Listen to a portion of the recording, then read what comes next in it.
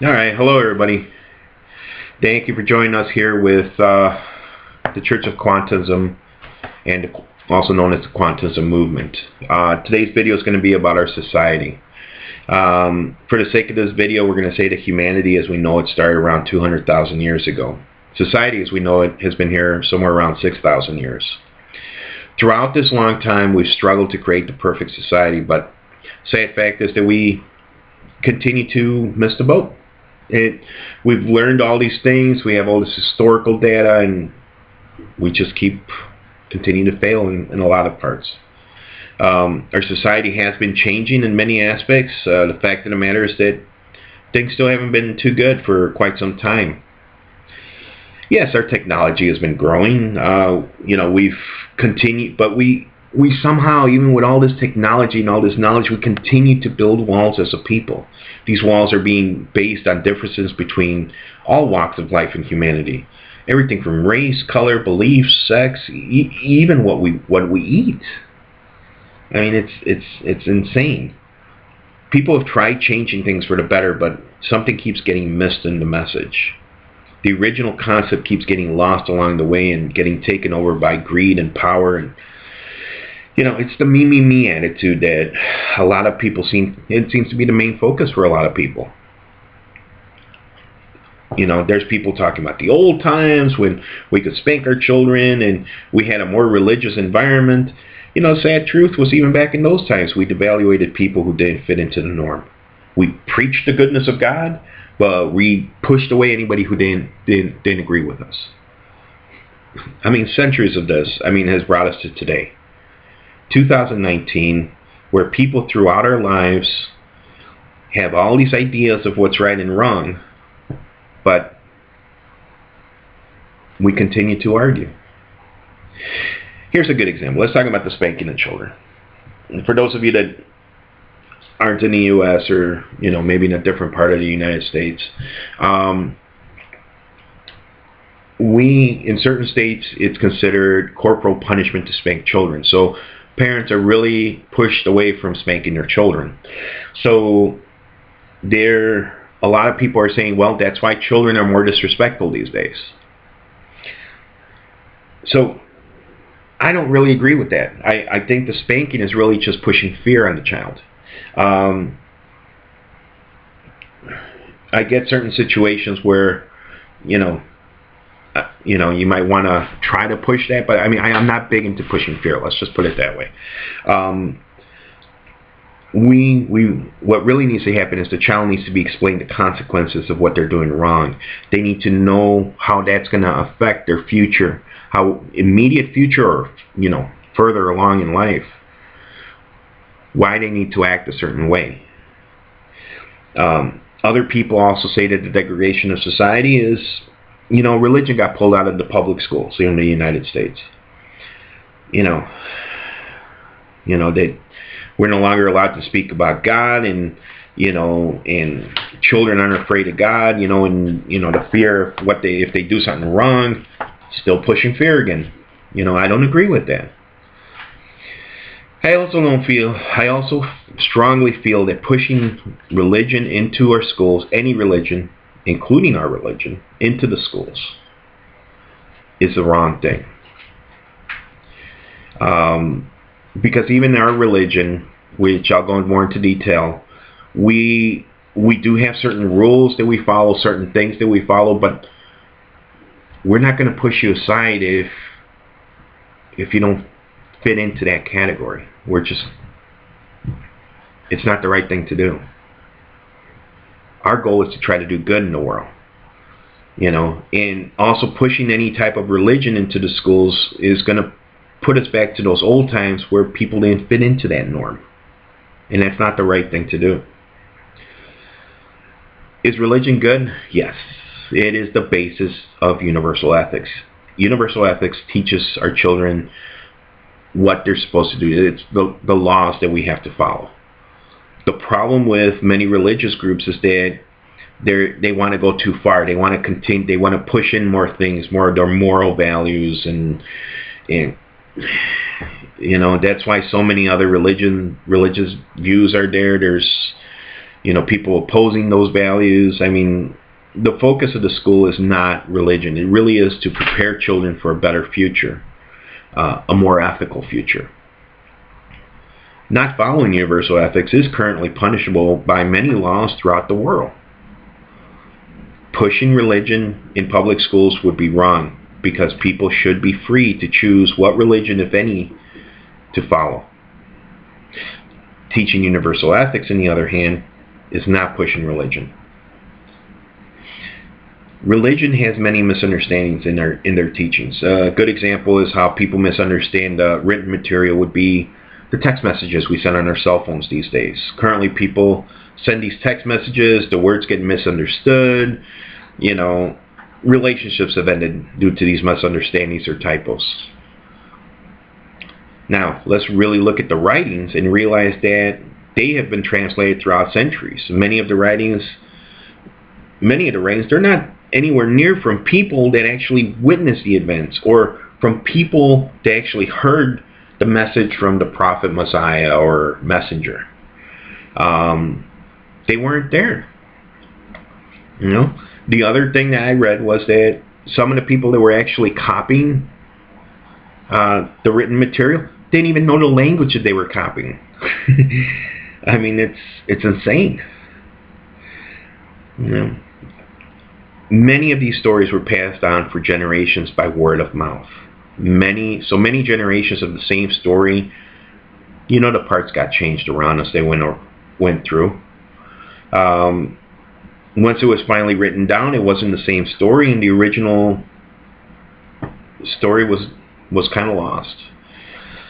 With all that said, could you understand why there's so much confusion in the original meaning of these stories?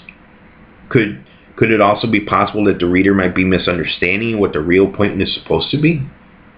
I mean, the answer is obviously yes. We seem to forget that many of these writings were also done in certain environments. An example would be a desert life compared to a jungle or prairie or big city. So certain things in the stories aren't going to relate to a jungle environment or a big city environment. A lot of people saw an opportunity when these things were being rewritten down for them to gain power and wealth. So things got added, things got removed. It is sad. I mean, there's so much controversy that it's a wonder that anybody even believes in God or a higher power. Religion, my grandfather used to say, was mostly a way just to control the masses. And it's sad because a lot of people see it that way. I understand why my grandfather used to say that. Because he was trying to do a lot of good in the world and in his little area, actually, and it didn't work out for him, unfortunately, at the end. Let's also look at the childhood stories. Let's talk about, the fables and the fairy tales and the folklore that many of us grew up with. I mean, some of the stories are fun, some of them are scary, most of them we end up learning a lesson at the end, or there was a moral to the story. But we knew, not when we were children, but once we got older, we found out that they were make-believe, and we were okay with that, and we still tell those stories. Many of the atheists I've spoken to feel that that's the case with all of religious writings. They feel that it's all made up and we should only focus on science. They don't see any value in religion at all. Looking at the bigger picture, we really do see that religion does have a purpose, and that purpose is to teach people to be more ethical, to help people live better lives, to unite us as a people through peace. Many of the people who started these religions were just people wanting to better the lives of others, better the lives of maybe their little group, or a bigger picture. Did some of them want power? Want to gain power and wealth? Yeah, unfortunately, there were a few that did. I think I'm going to be controversial enough with some of the stuff that I'm about to start talking about here, but let's just say some of them did. If you're wondering, my religious background was Roman Catholic. I wanted to be a priest when I was a kid because I wanted to do good in the world. But the more I read into the Bible, the more the dots weren't really connecting too well. Really annoyed the heck out of the nuns. Probably most of my classmates too. So then I started reading other religious materials and started learning different things about the other religions. Learning about Buddha, and it was quite interesting because, you know, I didn't really have a guide at first. You know, when I was reading, I didn't have anybody to talk to about them. I believed in the scientific method, so I actually soon found myself heading towards atheism. In that mindset, then God was invented to keep people in line and to make it easier for rulers, kings, and other leaders to maintain their power. Was the concept of God done for this? Yes, unfortunately it was.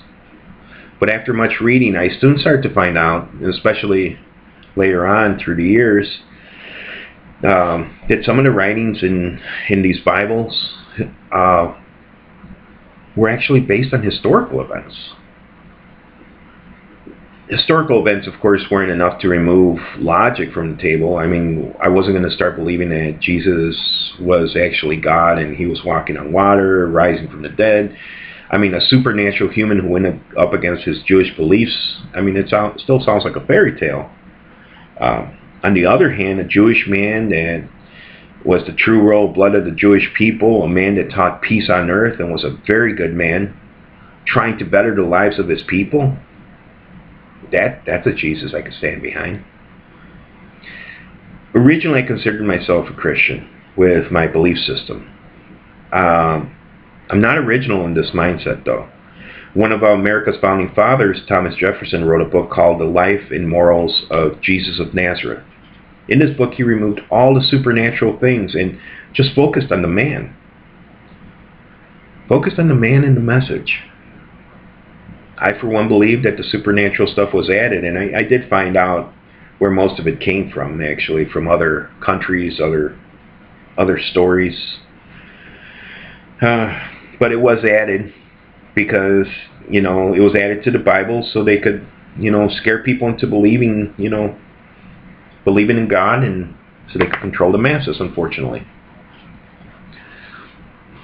As we continue to educate ourselves more and more, we start to believe that much of the past is make-believe and we can't really discount. But the problem is we can't discount the lessons that were being taught through these writings.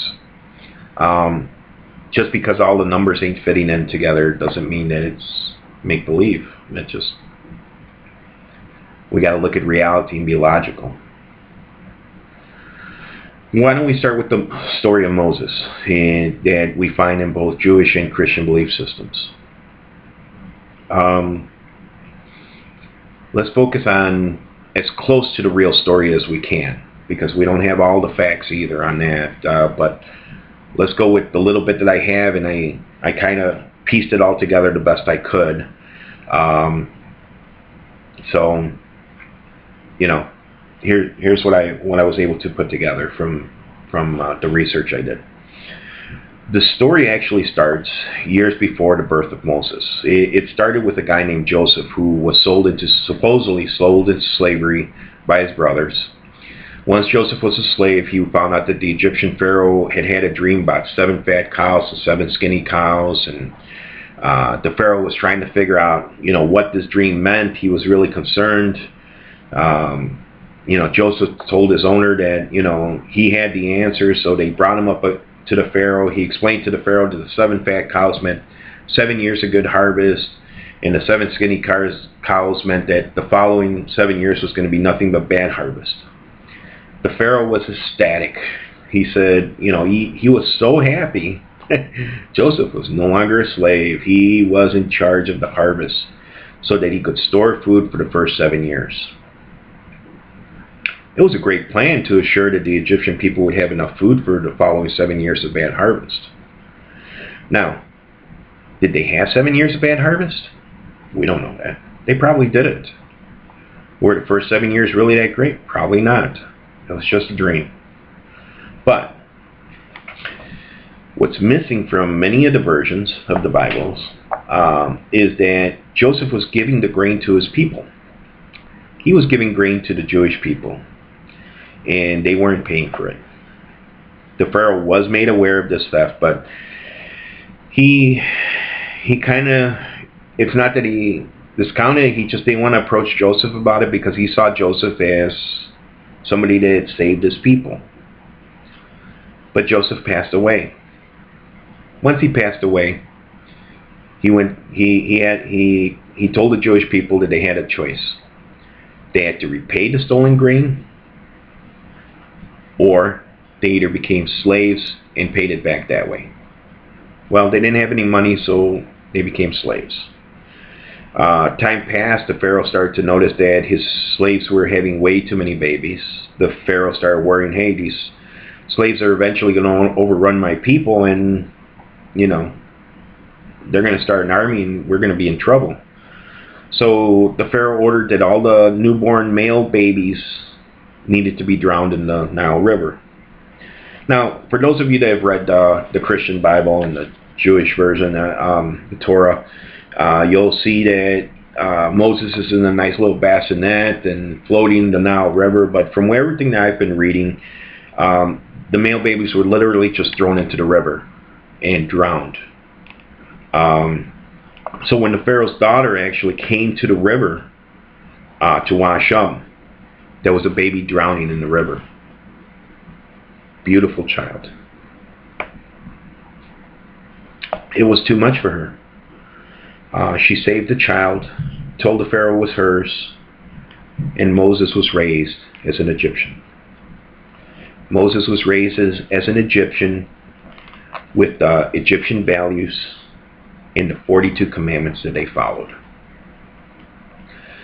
Once Moses was older, he found out that he was Jewish and how his mother had found him. He realized that they had, the Jewish people had more than repaid the debt already for the grain that had been stolen. He didn't want his people to be slaves. But the problem that he was having was they had no education. They were pretty aggressive people. They were, they didn't know any other way of life, just being slaves. Moses needed to do something so they could help build him into a functional society.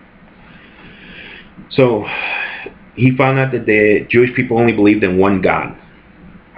And this one God, unlike the Egyptian belief system, had what they called, had all the power. So what he did is he told the people that God had come to him and that he had given them these 10 commandments that they had to follow. If they didn't follow these 10 commandments, there would be consequences. They would suffer the fury of God. He had picked 10 out of the 42 commandments that he had in the Egyptian commandments that he originally followed. I think he did a pretty good job at picking out the ones that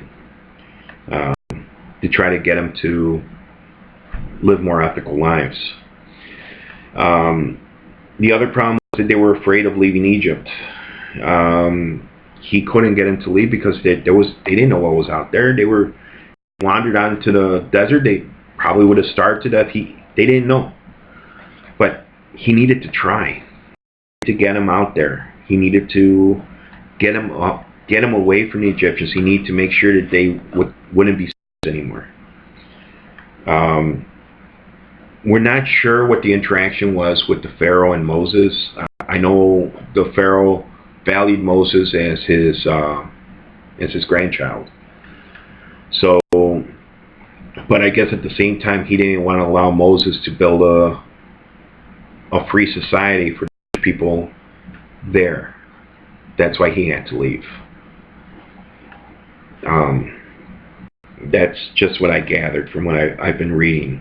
So Moses came up with the idea of a land of milk and honey, and he told the people that if they left, they were going to go off to the land of milk and honey that never existed, of course.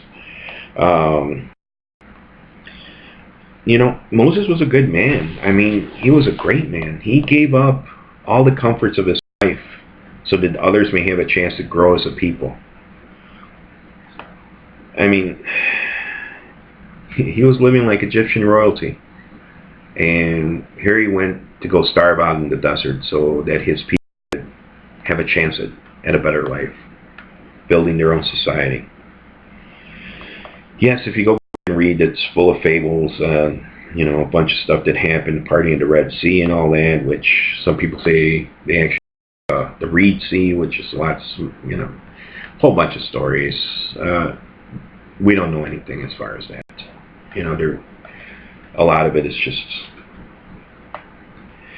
a lot of crazy stuff added in just so, put the fear of God into people. But we shouldn't discount the man. Moses was a great man.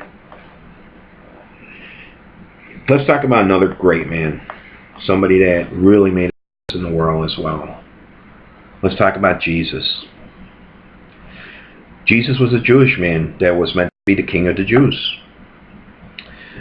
At this time in the lives of the Jewish people, the government was run by the Roman Empire. The story, unlike the Bible, actually starts with the death of King Herod. You see, King Herod was the king of the Jews, and he was the Roman Empire would direct things to King Herod, and King Herod would, pass it on to the Jewish people. It was an okay agreement because, Jewish people were